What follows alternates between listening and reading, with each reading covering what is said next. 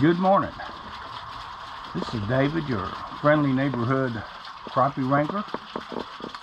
Well, I haven't videoed in quite some time. Kind of got out of the habit of it. I figured out that every time I videoed on the water, there's a few guides that could tell where I was fishing, and they would come back with customers and minnows and fish out my holes. So I didn't have any other choice but to just stop making fishing videos. This isn't where I fish. It's not a crappie lake, it's a striped bass lake. And so the crappie are heavily predated by the striped bass, and if you add 3 or 4 guides to that, it doesn't take long for it to be fished out. So I just started not filming my my trips. But I am going to replace the carpet on my boat. I'll show you the boat here in just a second. And granted, the carpet is not that bad, but it's bad enough I want to replace it. It's a 2000 model, 17-foot Lowe crappie boat. And carpet's worn thin in a few places, and I fish barefoot a lot except for in the winter, and everywhere where the carpet's thin it burns my feet when the sun's been shining on it. So I'm also going to do a few improvements, and I'm going to check my flotation foam while I've got it apart. Any of it that has water in it will be coming out, and it'll be a new piece of foam or poured foam. Also, I'm going to run a much heavier wire from the batteries in the rear up to the trolling motor in the front. Most boats come with what I consider a substandard wire to power the trolling motor. So I'm probably going to go with either number 4 or number 6 wiring. But all of that, I have to take the boat apart to do it. Now, my boat being a Lowe, and the year model it is all aluminum. So far as I know, there is no wood in this boat. So getting the carpet off will be a pain, and stripping all the glue off will be a pain. But I think I can accomplish all that. I've done it before on other boats. But being as it's all aluminum, it's not screwed together or welded together, it's riveted together. So I have to take it completely apart by drilling out the rivets, clean each part and put new carpet on it, and then put it back together. I have to do that because this boat's design was that the carpet wraps around the ends on all the decking parts, and that's what keeps it from vibrating and making a lot of noise going across the water. Well, I don't want the noise, so I'm going to take it apart. I have seen where people have just run carpet on top of old rotten carpet, and seen where they just cut it off and didn't take it apart and wrap the ends with the carpet. But I'm going to go ahead and do what I consider the right way. Anyway, with all that being said, I'll turn the camera around and show the condition of the boat here, and then I'm going to start the very slow process of taking everything apart. And it's slow because, well, I can't get around it. I'm old and I have arthritis and I don't move well, so for me it's slow. So as I turn it around, you can see some bare edges here and over there on that corner, and just basically thin carpet. Now, my electronics is also an important consideration when you go to work on your boat. So you never know when bad things happen with electronics when you're working on a boat. I have a Garmin 8612 on the front and a 96 So what I'm going to do is I'm going to transfer all of my brush piles, which I think my last count was on the Garmin on the front, and they're a little less than that on the Garmin on the helm because I don't transfer them that often. So I'm going to transfer the brush piles from the front Garmin. I'm going to leave them on there and copy them to the helm Garmin, and then I'm going to make a copy on a SD card so that if bad things happen, I haven't lost all my brush piles, and I have setting brush piles on this lake. So anyway, that's my first step, is transferring my waypoints and then putting them on a SD card so that they're safe, and then I'll slowly start taking the boat apart. Okay, so I thought I would go ahead and save my waypoints on camera because a lot of people don't know how to do that. So from whatever menu you're in, and it doesn't matter, I just happen to be in sonar, but it wouldn't matter. I'm going to go to waypoints, info, user data, data transfer, save to card, and I'd already made a copy of it, but I'm going to go ahead and save it to card anyway. Overwrite this file, yes, and there it goes. It doesn't take very long, so I mean not a second. This Garmin, like all depth finders, is just a computer, only it's made to interpret sonar information. Anyway, I've got all of my data saved to that card, even though it's still on my 8612. And I'm going to take that card and put it in the helm Garmin, what's that, 93 SV, and I'm going to transfer this file to that one.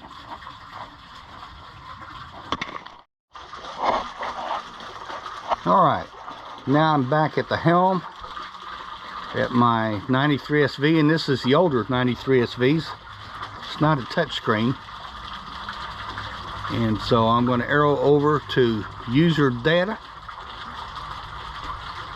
select. Let me go ahead and plug my card in.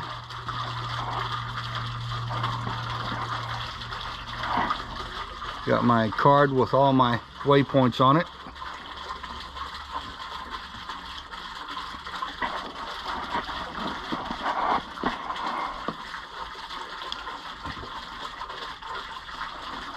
There we go.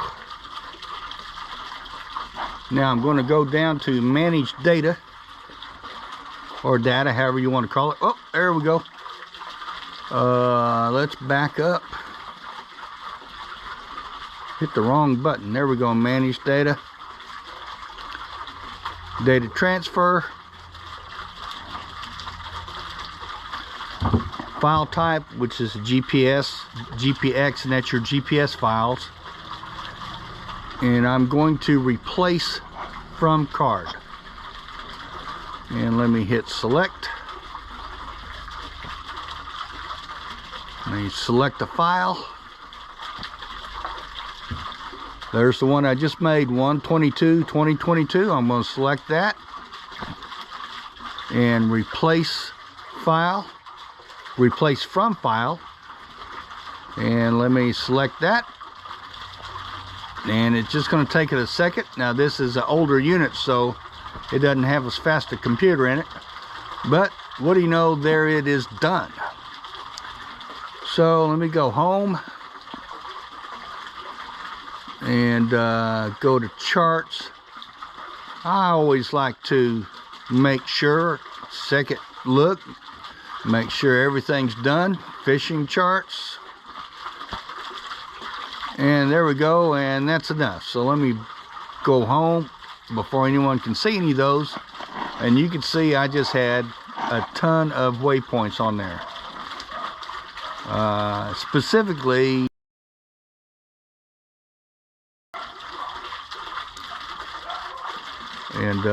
and that's not enough, because I put another brush pile in when I went fishing last week. So anyway, I'm gonna go ahead and pull my depth finders and get ready to start taking stuff apart. Anyway, now the mount from my transducer for the live scope, this was given to me a few years ago by a friend of mine that lives in Texas, lives on a different lake in the Minn Kota. Fortrex.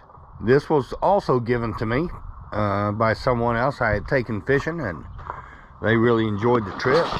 They had this spare and didn't need it, and so they gave it to me. So to take this piece of trim off on the other side of the boat, I'm going to have to take that mount off for the transducer. And it's, let me see, it's got an unusual name. podunkideas.com, and there is the label. I believe they call it the Disassembly. Anyway, it's pretty slick, but it has to come off the boat for me to get this piece off. So that's my very next step. So I'm going to set the old camera down and point it this direction and start taking it apart.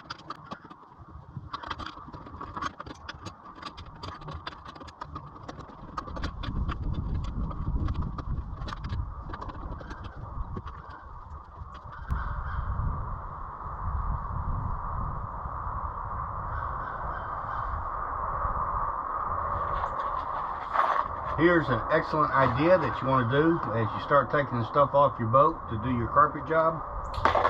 Get you a little container that you can put all your screws in. Otherwise, you go to put them back together and you won't have all your screws. And it's real important to not lose your screws, your nuts and bolts and all that, for two reasons. The first reason is you have to go buy new stuff and you go to putting it back together, and inevitably you have to go buy new stuff anyways. So you don't want to be out buying a bunch of new stainless steel nuts and bolts and lock nuts and things like that. Some of your self-tapping screws aren't going to survive the trip, and you always wind up short, so you just well plan on buying a package of those anyway. If you can find the black screws, self-starters, it'll look factory. The other problem with losing your screws and your nuts and bolts and things like that, even if you try not to let anybody know, someone will find out, and then they'll start accusing you of having a screw loose. And while there's probably plenty of reasons for people to be accused of having a screw loose, they don't want it to be because they can't find all their screws.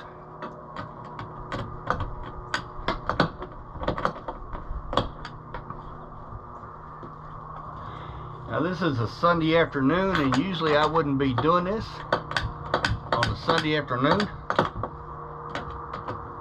but I've had this cold, flu, Oklahoma plague, whatever it is, for about a week, and I'm just tired of sitting around sick. So I'm out here working on a day when I usually wouldn't be working.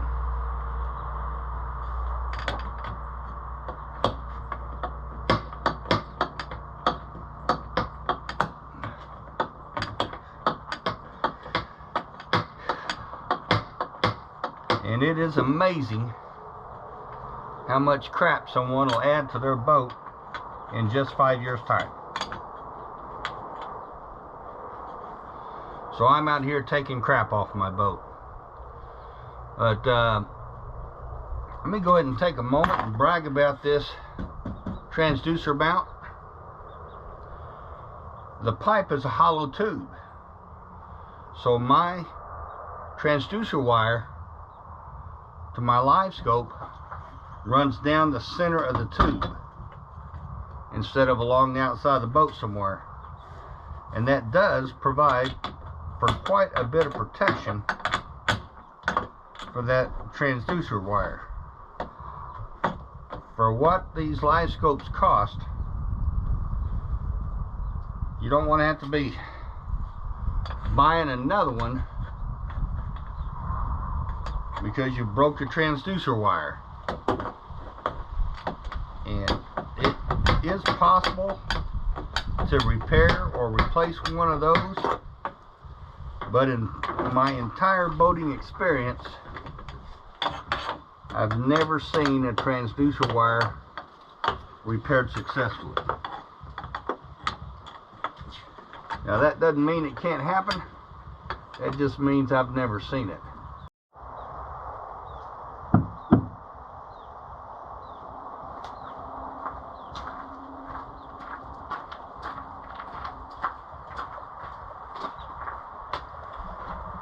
Okay, back to my screws.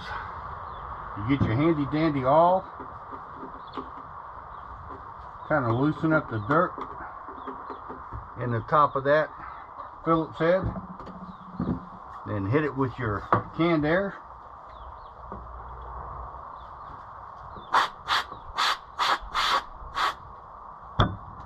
And that'll clean that Phillips head out a little bit.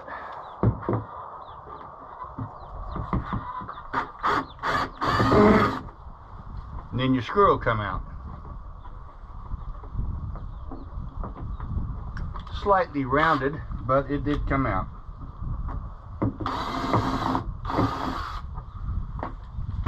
And I won't reuse this one. I'll buy a bunch more and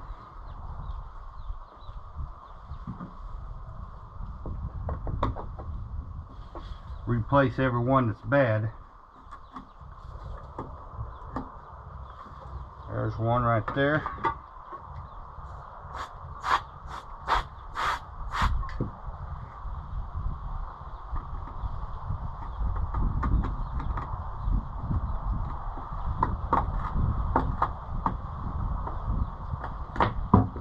Yeah, getting some of that dirt out just makes a huge difference.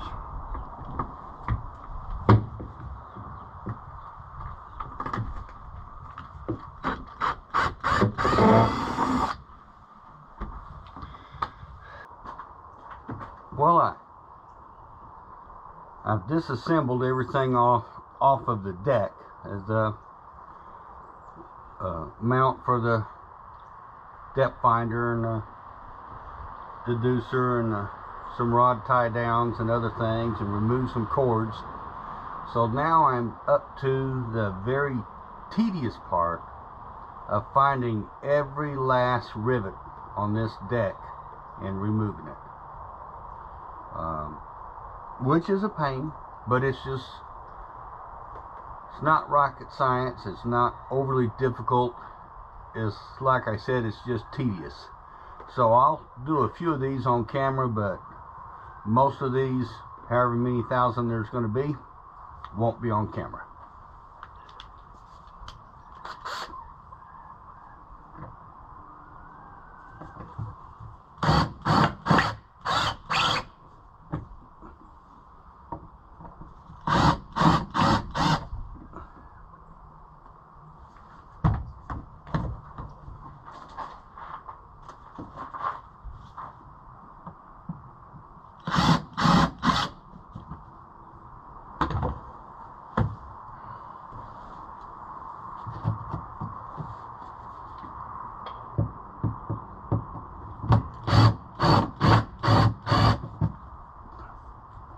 Okay, here we are a mere 4 hours of pulling rivets, drilling them out and trying to find them all. And let's see what's going to happen here. Hey, it moves.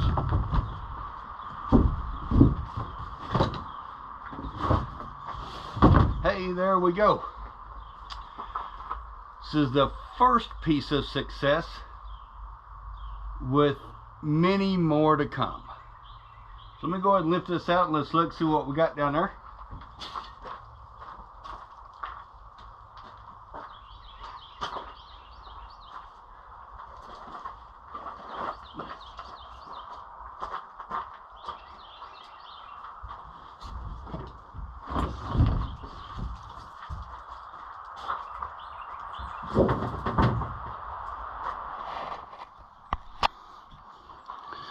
Alright, I appear to be having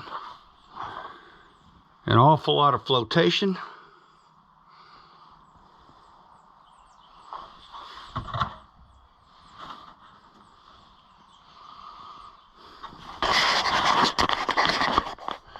This is where I was wanting to improve my rod box, but I sure don't have much room to work with there. I'm not sure how much improving I'm going to get done. Anyways,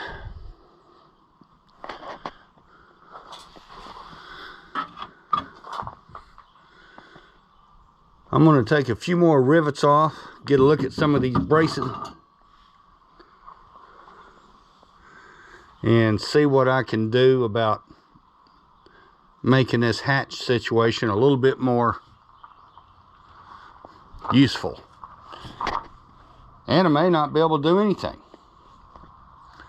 So let me shut the camera off and see what I can get done.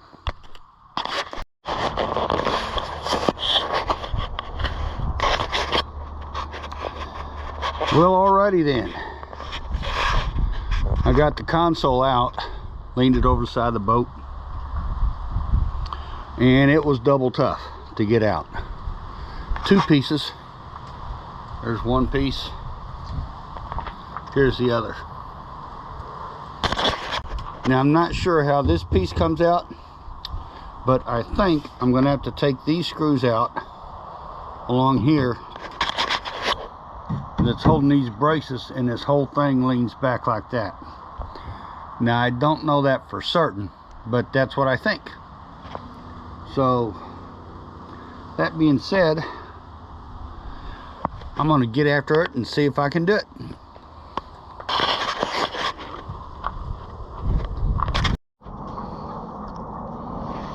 Okay, I'm just about to get this piece off. You got this run of screws that screws from here into here, and you have the row of screws on the bottom, and it looks like it comes off from the starboard side and pulls towards the rear. And apparently I've got one something holding it over here on the rod holder. There, I can feel a screw right there.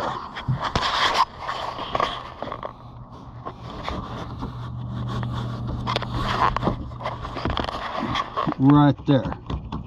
Let me see if I can get that out.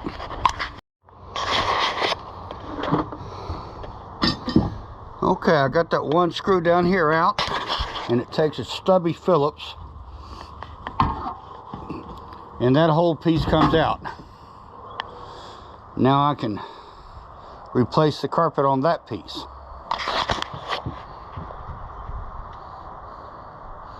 Now I just got to figure out how to get this piece out, the rod holder, and then it looks like there's a couple of rivets down on this end. Let me see if I can show you.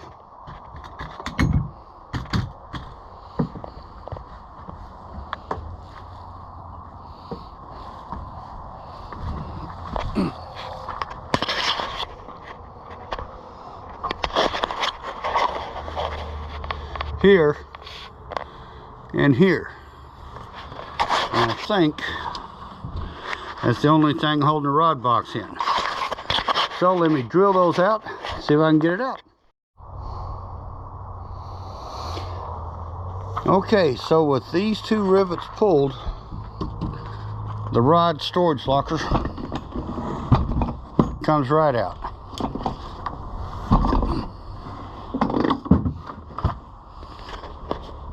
And it does look like it's going to be a major pain to recarpet, but we'll get it.